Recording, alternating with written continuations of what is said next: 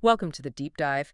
Today, we're taking a really close look at hyperbaric oxygen therapy, HBO. Mhm. We've gathered quite a bit of research, everything from animal studies, some early human trials, and even how new tech is getting involved. Yeah, trying to piece it all together. Exactly. Our mission today is pretty straightforward Yeah, about figure out what the science actually says about HBO, what's its potential, but also what are the hurdles in studying it properly. right.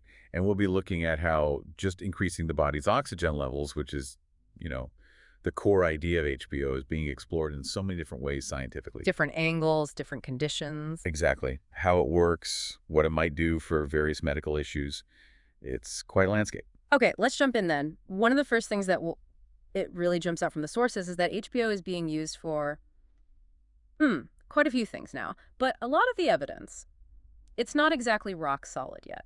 Yeah, that's a key theme. The need for more, let's say, robust research. The sources really hammer this home. So what's the issue with the current evidence? Well, a lot of what we know about whether HBO works comes from studies that maybe didn't have a proper comparison group. Or, studies where everyone involved knew who was getting the real treatment versus, say, standard care. Ah, so not blinded. Exactly. And while those studies give us, like, initial hints, maybe some good ideas, it's just harder to be absolutely sure the effects are really down to the HBO itself. You need controls. Right. And the gold standard. That's the randomized, double-blind, controlled trial. We hear that term a lot. The gold standard for sure. Where patients are randomly put into groups, treatment or placebo, and nobody knows who's getting what, not the patients, not the researchers. That's how you really try and eliminate bias, get objective results. And research suggests we just don't have enough of those high-quality trials for HBO yet. Which kind of leads us back to basics, doesn't it? There seem to be some fundamental areas where we just need more groundwork, more basic science. Absolutely. You connect the dots, and, well, before we can confidently roll out HBO for more uses, we really need to grasp the underlying science better. Like what specifically? Like the real nitty-gritty biology of oxygen. How does it actually work at a molecular level? How does it get transported around the body in detail? And not just oxygen in general, but measuring it precisely. Yes. We need better tools, better ways to measure oxygen levels right down to the organ, even the cellular level. Knowing that specific oxygen pressure, the PO2, in those exact spots, that's apparently quite important. Okay, and how do cells actually respond? That's another big question the sources raise. Understanding how cells react when there's too little oxygen hypoxia or too much hyperoxia, especially in tissues that are already damaged or diseased. What signals are flying back and forth between cells then? It feels like all this basic stuff. It's essential before you can even design a good clinical trial, right? Totally. You can't really test something effectively in people if you don't have a solid theory based on biology about how it's supposed to be working. Makes sense. And another layer here, something our sources highlight, is that animals react differently. Different species can have quite varied responses to HBO. Ah, so what works in a lab rat? Might not work the same way in humans. Mm-hmm. Exactly. Yeah. It makes translating those animal findings tricky.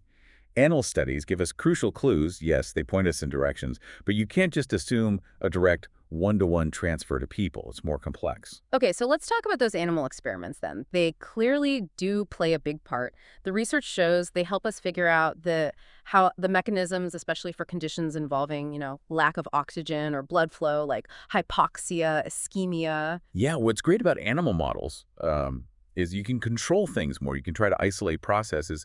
Researchers use them to see how HBO might affect inflammation or maybe blood vessel growth or tissue repair, all in a more controlled setting. But like we just said, there are limitations. Big ones. The sources remind us we don't always fully get the underlying cause of the disease we're trying to treat with HBO. Right. If you don't know exactly what's broken at that fundamental level, it's harder to figure out how a therapy is fixing it, even in an animal. And the models themselves aren't perfect replicas of human disease. Never are. The way a disease progresses, its complexity, the genetics, it can all be pretty different between, say, a mouse model and a human patient. So animal studies, valuable, yes. Hypothesis generating, definitely. Direct proof for humans, no. Okay, now this is where, for me, it gets really fascinating. The intersection of biotechnology and HBO. Yeah, this is cool stuff. Biotechnology, using biology for tech, it's ancient, right? like brewing bear you mentioned? Yeah, technically. But now we're talking super sophisticated tools applied to HBO. Right. So things like biomarkers, gene expression analysis, cell therapy, regenerative medicine, even nanotech. Exactly. These fields are giving us totally new lenses to see what HBO is doing and maybe even ways to make it work better. Okay, let's break that down. Biomarkers first. What are we talking about here? So a biomarker is basically just something measurable that tells you about a biological state. Could be normal, could be disease, could be how you're responding to a treatment like HBO. Like blood pressure or blood sugar. Those are traditional ones. Yeah, those count. But increasingly, we're talking molecular biomarkers. Tiny changes in DNA, RNA, proteins, metabolites, Yeah. stuff happening inside your cells. Or even things we see on fancy imaging scans. And the idea is to find a signature for HBO. Sort of, yeah, a pattern that shows it's working. The big challenge, though, is making sure these signatures are reliable across different people and standardizing how we measure them. That's still ongoing work. So these biomarkers give us an objective window into whether HBO is actually doing something physiologically. Our research had examples. It did, like in carbon monoxide poisoning. There are these proteins, neuron-specific enolase, and S100. Okay. They get released when nerve cells are damaged. So high levels in the blood suggest brain injury. Studies have looked at how HBO affects those levels compared to just regular oxygen. Interesting. And there's another one, an enzyme, MMP9. Right. Matrix metalloproteinase 9. One study mentioned found levels of it in urine actually decreased after HBO in surgical patients. And why is that significant? Well, MMP9 is involved in lots of things, stroke, wound healing. So if HBO affects its levels, it hints at a possible mechanism, and it gives us something concrete to track. And it seems research is actively looking for new biomarkers, too, not just using existing ones, like in severe soft tissue infections. Exactly. There's a trial looking at inflammatory markers, vasoactive markers. Can HBO change these? Does that lead to better outcomes? It shows how biomarker research is evolving alongside HBO therapy itself. Okay, let's shift gears slightly to gene expression. This sounds potentially complicated. It can be, but let's try to simplify. Think of your genes as instruction manuals in your cells. Okay. Gene expression is the process of reading those instructions to build things the cell needs, mostly proteins. Right. Now, many diseases, especially chronic ones, involve changes in which instructions are being read or how often. So by looking at those patterns of which genes are active or inactive, we get a deeper view of the disease. Exactly. And we have tech now, like DNA microarrays, that lets us scan thousands of genes at once. We can see which ones get turned up or down in response to something like HBO. And there were some specific examples in our sources, a study on rat neurons. Yeah, that one was interesting. They exposed rat neurons to different oxygen pressures and saw changes in genes related to stress, cell signaling, things like that. But the surprising part was that hyperbaric air seemed to affect more genes than pure HBO. And that was surprising and really important. It tells us the pressure itself, even with just normal air, triggers significant biological changes at the genetic level. Which has big implications for designing trials, right? What do you use as a control? Precisely. We'll definitely circle back to that. It's a major challenge. Okay, another study looked at human endothelial cells, the ones lining blood vessels, and found HBO ramped up antioxidant and protective genes, made the cells tougher against damage. Yeah, which sounds great for wound healing, maybe even has anti-aging implications, though that's speculative. Yeah, so Well, it suggests HBO might be helping our body switch on its own defense systems against oxidative stress, the molecular damage involved in aging and many diseases. It's like flipping a protective switch. and in stroke models, too, altering gene activity to reduce inflammation and brain damage. Also very promising. If HBO can tweak the gene expression involved in that post-stroke inflammatory cascade, it could potentially limit the injury. But it's not a universal effect, is it? The research on decompression sickness in pigs, HBO didn't seem to change gene expression much there compared to air. Right. It underscores that HBO's effects on genes are likely very context-dependent. Depends on the condition, the timing, the specific biological situation. It's not just a broad, non-specific effect. Okay, moving on to another really cutting-edge area, combining HBO with cell therapy and regenerative medicine. Yeah, this is where things get potentially transformative. So cell therapy, using cells themselves as medicine. Basically, yes. Replacing, repairing, or boosting the function of damaged tissues or organs using cells. Stem cells are a huge focus here because they're so versatile. But getting enough stem cells is tricky. Our source mentioned that. It can be, yeah. They're not super abundant, even in places like bone marrow. And this is where HBO might offer a surprising synergy. How? HBO has been shown to actually increase the number of stem cells circulating in the blood. It's called stem cell mobilization. Wow.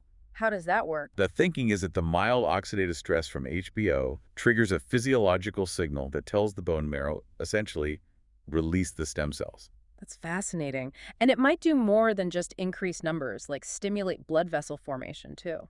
The research suggests that, yes, angiogenesis, new blood vessel growth, is crucial for healing, and HBO seems to promote that. It might also influence how stem cells decide what type of cell to become. And the experimental examples sound quite compelling. They are.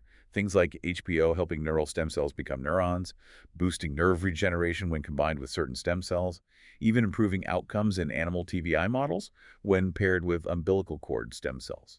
And it wasn't just brain stuff. There was that case series on ulcerative colitis. HBO seemed to stimulate colon stem cells and heal the gut lining. Right. While it's early days, just a case series, it hints that these regenerative effects might apply much more broadly than we initially thought. Definitely needs more rigorous study, but it's provocative. Okay, one more piece of tech. Nanobiotechnology. Sounds very sci-fi. A little bit, but it's real. Nanotechnology is working with materials on an incredibly tiny scale, nanometers. Applying that to medicine, nanomedicine gives us tools for super precise diagnosis and therapy. And how does that connect to HBO? The examples were interesting. Nanoparticle MRI contrast agents. Yeah, imagine getting super detailed brain images using these tiny particles. That could let researchers see the effects of HBO on brain structure way more clearly than before. And nanoparticles for tracking stem cells. So you transplant stem cells, maybe with HBO, and you use these nanoparticles to see exactly where they go in the body and what they do. That's vital for figuring out how to make cell therapy work better. And nanosensors, actually measuring oxygen levels inside the body. That could be a game changer. Imagine tiny sensors you could implant that give you real-time oxygen readings in specific tissues during HBO. Huge for research, and maybe even for tailoring treatment to individuals someday. This is all really exciting potential, but Yeah. the research we looked at is also very clear about the challenges, especially with clinical trials for HBO. Oh, absolutely. The preclinical work, the biotech angles, they're promising. But proving definitively that HBO works for specific conditions in humans, that requires top-notch clinical trials. And those are, well, tricky for HBO. What are the main roadblocks? Blinding seems like a big one. It's huge.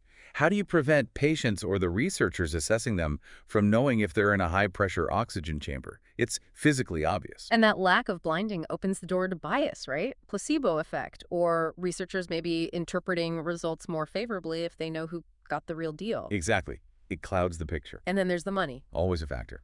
Unlike a new drug a company can patent and make money from, HBO itself isn't really a product someone owns in the same way. So who pays for these massive, expensive trials? That's a major hurdle. Big Pharma has clear incentives to fund drug trials. For HBO, that kind of industry sponsorship is often just not there. And logistics, too. Getting enough patients at one hospital can be hard, so you need multiple centers. Right, multi-center trials. But then you have the headache of making sure every center does the HBO treatment exactly the same way, same pressure, same duration, same number of sessions. Standardization is tough, but crucial. Okay, and the final big one, the sham control. What do you compare HBO against? This is super tricky. Early attempts use, like low-pressure air or different gas mixes, thinking they were inactive placebos. But they might not have been truly inactive? Turns out, maybe not. There's growing evidence, like from those DOE-VA trials, that even just being in a pressurized room with normal air can have biological effects. So the sham wasn't really a sham, and it could make HBO look less effective than it actually is. Exactly. It could lead to false negative results. Which is why, thankfully, as the research notes, there's now specialized equipment being developed to allow for better double blinding in HBO studies. That's progress. It is. But the sources also acknowledge that sometimes these big controlled trials just aren't practical. True. For very rare conditions or ethically complex situations, maybe large RCTs aren't feasible. In those cases, careful documentation, like small longitudinal studies following patients closely over time, can still give us valuable information. Definitely. If you meticulously track outcomes, even without a control group, it can still add important pieces to the puzzle, especially if the condition is severe or lacks other treatments. So, wrapping this up, it seems pretty clear HBO research is, well, it's complicated, but also really dynamic. There's obvious potential, especially when you layer in all this biotechnology. Yeah, the biomarker work, understanding gene expression, the synergies of cell therapy and nanotech, those are genuinely exciting frontiers. But actually proving its worth clinically through rigorous trials faces some really significant roadblocks, practical, financial, even ethical in some cases. The ethical dilemma is real, especially for conditions where HBO is already believed to be life-saving, like decompression sickness or carbon monoxide poisoning. Can you ethically put someone in a sham group then? Probably not. Which really limits the big trials to less critical situations or using HBO as an add-on therapy. Hmm. So that leads us to a final thought, something for you, the listener, to think about. Given all these challenges, the practical issues, the ethical binds, and running those perfect clinical trials for HBO, how should the medical community move forward? Yeah, how do we balance the need for that gold standard scientific proof with the possibility of helping patients now with a therapy that shows promise? What role should those carefully documented case studies, the ongoing basic science, the animal models, what role should they play in guiding how we use and understand HBO? It's a tough balancing act. No easy answers, but definitely something that will shape the future of hyperbaric medicine. Yeah, absolutely. Thanks for taking this deep dive with us.